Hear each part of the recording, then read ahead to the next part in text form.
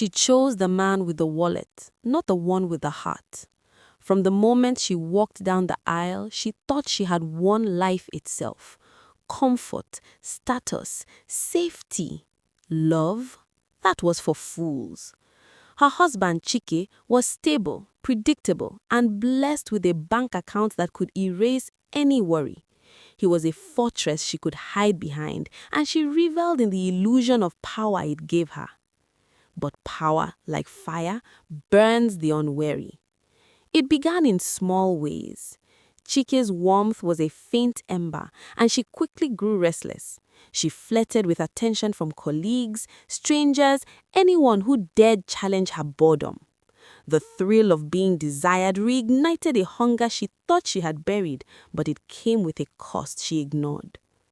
One evening, she crossed paths with a man she could never have in her youth, Obinna, the one she left behind for security.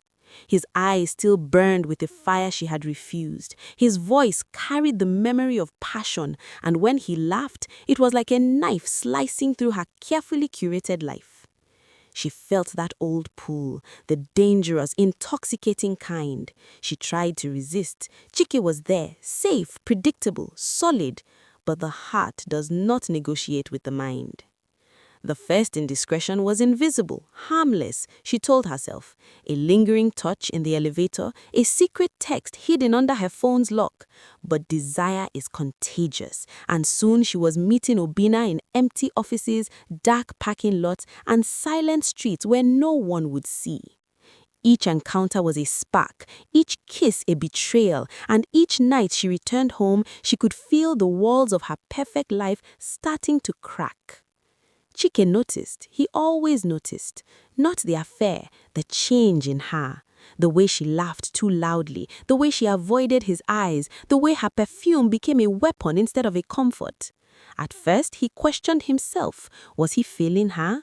Could a man ever truly compete with the ghosts of a woman's past desires? But when he found the first hidden text, the first proof of betrayal, the quiet fortress shattered. What followed was not the confrontation she expected. Chike did not yell. He did not storm the house. He waited, and he watched. Days passed, weeks. He became a shadow in his own home, silent and calculating, observing every move. And then the cruelty began. Subtle at first, a misplaced key here, a missing document there, a cancelled dinner without explanation. She thought she was imagining things until she found her private accounts emptied, her credit frozen, her favorite driver gone. Her fortress was crumbling, and the architect of its ruin was the man she had dismissed as safe. She confronted him once, her voice trembling, demanding answers. Chike smiled, not kindly, not lovingly, but like a predator enjoying the first tremor of fear. Security, he said quietly, is not love, and love, real love, can punish the unfaithful in ways money never could. Panic gripped her, but she still thought she could bargain. Maybe he would forgive, maybe he would return to the man she remembered, but she had underestimated him. Chike had built his life not on passion, but on strategy. He began to rewrite hers. Friends disappeared, contacts vanished. Every pillar of her controlled existence toppled one by one.